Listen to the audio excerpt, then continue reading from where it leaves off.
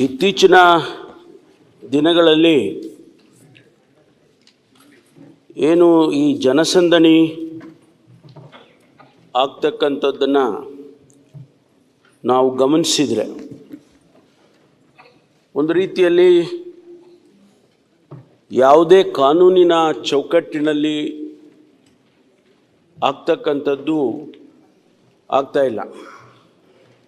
ಬೆಳಗಾಂನಲ್ಲಿ ಪ್ರತಿ ಬಾರಿ ನಾವು ಸದನ ಅಧಿವೇಶನವನ್ನು ತಾವು ಕರೆದಂಥ ಸಂದರ್ಭದಲ್ಲಿ ವಿಧ ವಿಧವಾದಂಥ ಪ್ರತಿಭಟನೆಗಳನ್ನು ನಾವು ಗಮನಿಸಿದ್ದೇವೆ. ಸಾವಿರಾರು ಜನ ಆ ಪ್ರತಿಭಟನೆಯಲ್ಲಿ ಸೇರ್ತಾರೆ. ಕಳೆದ ಅಧಿವೇಶನದಲ್ಲಿ ರೈತರ ಮೇಲೆ ಲಾಠಿ ಚಾರ್ಜ್ ಆಗಿದ್ದನ್ನು ತಾವು ಗಮನಿಸಿದ್ದೀರಿ ಅಂತ ಅಂದ್ಕೊಂಡಿದ್ದೇನೆ. ಅದು ಯಾಕೆ ಲಾಠಿ ಚಾರ್ಜ್ ಆಯಿತು? ಆ ಪರಿಸ್ಥಿತಿ ಯಾಕೆ ಉದ್ಭವ ಆಯಿತು?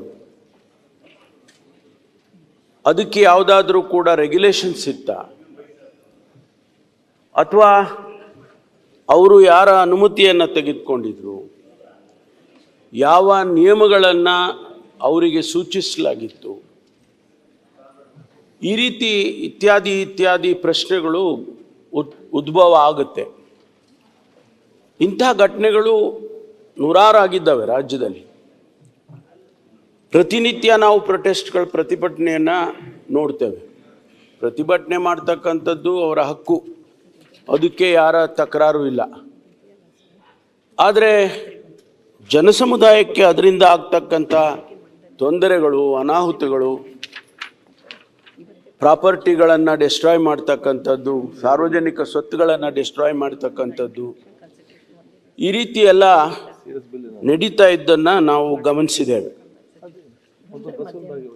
ಇತ್ತೀಚೆಗೆ ನಡೆದಂಥ ಕ್ರಿಕೆಟ್ ಸ್ಟೇಡಿಯಮಲ್ಲಿ, ಚಿನ್ನಸ್ವಾಮಿ ಕ್ರಿಕೆಟ್ ಸ್ಟೇಡಿಯಮಲ್ಲಿ ಆದಂಥ ಘಟನೆ ಬಹುಶಃ ನಮ್ಮನ್ನೆಲ್ಲರನ್ನೂ ಕೂಡ, ಇಡೀ ಸಮಾಜವನ್ನು, ಇಡೀ ರಾಜ್ಯವನ್ನು, ದೇಶವನ್ನು ಬೆಚ್ಚಿ ಬೀಳಿಸ್ತಕ್ಕಂಥದ್ದು.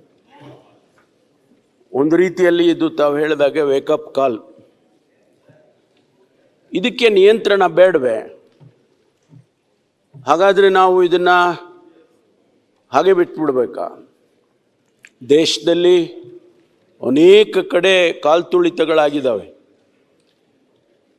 ಅನೇಕ ಕಡೆ ಹೆಚ್ಚು ಜನಸಂದಣಿ ಸೇರಿದಂಥ ಸಂದರ್ಭದಲ್ಲಿ ಅನೇಕ ಘಟನೆಗಳಾಗಿದ್ದಾವೆ, ಸಾವುಗಳಾಗಿದ್ದಾವೆ. ಅನೇಕ ಜನ ಸೇರಿದಂಥ ಸಂದರ್ಭದಲ್ಲಿ ಪಬ್ಲಿಕ್ ಪ್ರಾಪರ್ಟಿಗಳು ಡಿಸ್ಟ್ರಾಯ್ ಆಗಿದ್ದಾವೆ. ಸಾವಿರಾರು ಕೋಟಿ ಅದರಿಂದ ನಷ್ಟ ಆಗಿದೆ. ಇದನ್ನು ನಿಯಂತ್ರಣ ಮಾಡಬೇಕಾ ಬೇಡವಾ ಅಂತ ಪ್ರಶ್ನೆ.